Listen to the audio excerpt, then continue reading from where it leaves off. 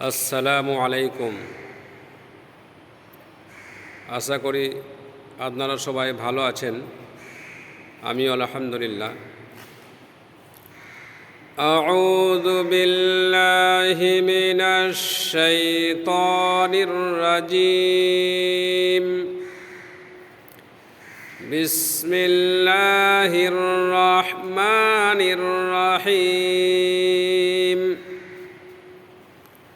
قل هو الله أحد الله الصمد لم يلد ولم يولد ولم يكن له كفوا أحد।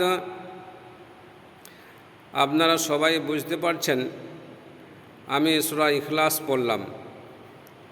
সূরা ইখলাস যদি কেউ সহি শুদ্ধ সাথে 3 বার পড়ে, মাত্র 3 বার, তাহলে একবার কোরআন খতম করার সমান নেকি পায়।